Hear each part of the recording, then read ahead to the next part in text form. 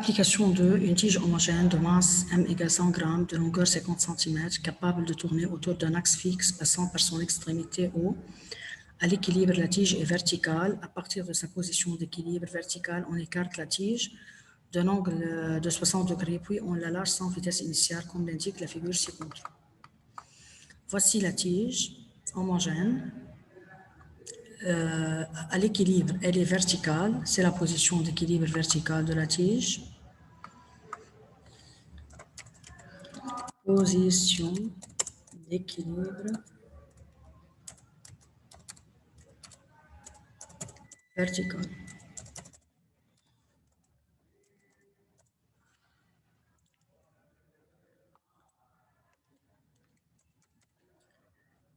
Le centre de masse de la tige se trouve au point G à l'équilibre, son centre de masse, et au point G, équilibre, milieu de la tige.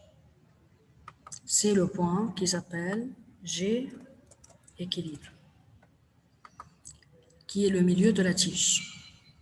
Le centre de masse, à partir de cette position d'équilibre, on écarte la tige, on a écarté la tige d'un angle alpha, et puis on va la lâcher sans vitesse initiale à partir de A. Yani le début du mouvement, c'est à partir de A. Voici le début du mouvement.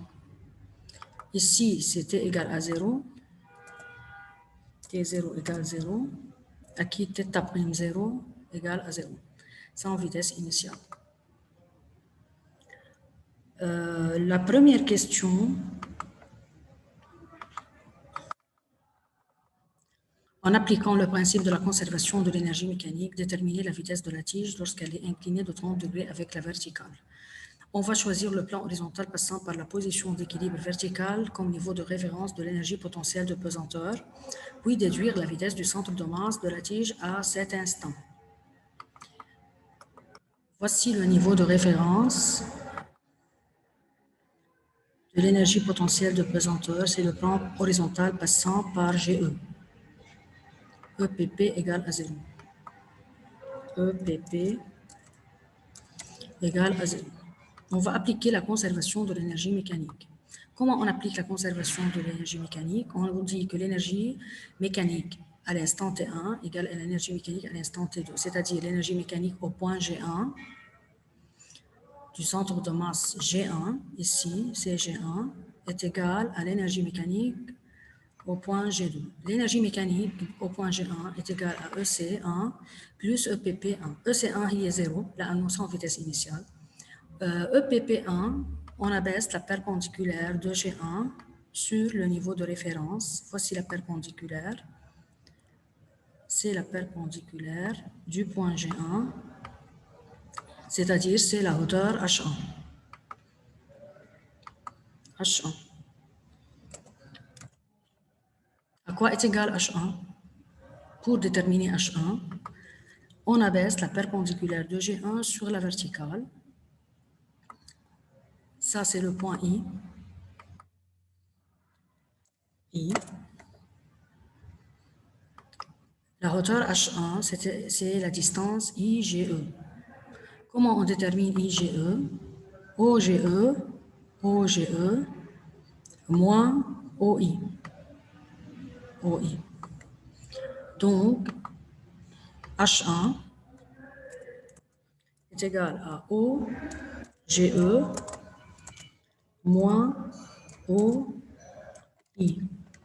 est égal à L sur 2 moins L sur 2 cosinus alpha.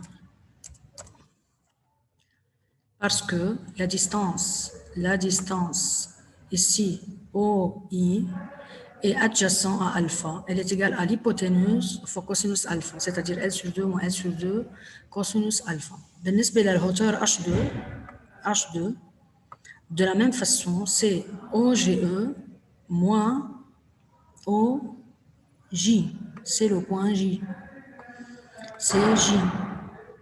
C'est-à-dire H2 est égal à L sur 2. H2 est égal à L sur 2, c'est-à-dire OGE moins J égale à L sur 2 moins L sur 2 cosinus bêta. Donc, pour appliquer la conservation de l'énergie mécanique, comment on applique la conservation de l'énergie mécanique?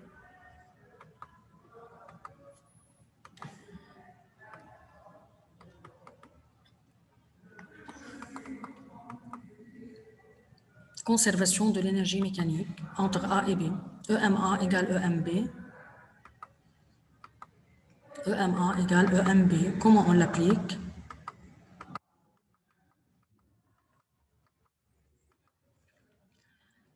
EMA égale EMB, donc ECA plus EPPA égale ECB plus EPPB. طبعا هون الآ المقصود فيها الجي 1 والبي جي 2.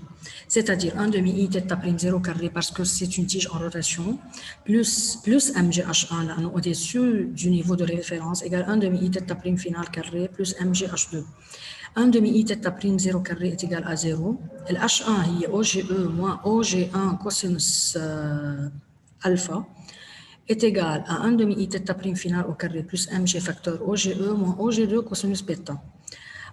Donc mg, acquis de l'OGE ou l'OG1, L sur 2 facteur de 1 moins cosinus alpha égale 1 demi fois l'I. أنا بعطيكم إياها هي ML2 sur 3 θ prime final au carré plus mg L sur 2 facteur de 1 moins cosinus bêta. Donc G facteur de 1 moins cosinus alpha égale L sur 3 θ prime final au carré. On a simplifié par M, par 2 et par L. Plus G facteur de 1 moins cosinus bêta. Donc G facteur de 1 moins cosinus alpha moins G facteur de 1 moins cosinus bêta égale L sur 3 θ prime final au carré. Donc G moins G cosinus alpha égale moins G, c'est-à-dire G moins G cosinus alpha moins G plus G cosinus bêta égale L sur 3 θ prime final au carré. Donc moins G cosinus alpha plus G cosinus bêta égale L sur 3 θ prime final au carré. θ prime final au carré égale 3 sur L facteur de moins G cosinus alpha plus G cosinus bêta égale 3G sur L facteur de 1 de cosinus bêta moins cosinus alpha, d'où θ prime final est égal à 3 fois 10 sur L, il est 0,0, L est égal à 0,5 mètres. On aura la réponse facteur 4,68 radians par seconde. Cosinus de 30 moins cosinus de 60. Deuxième question, déterminer la vitesse du centre de masse.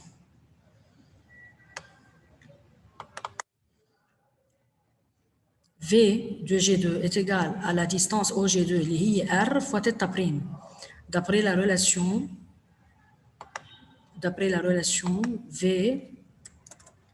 égale rayon fois θ prime.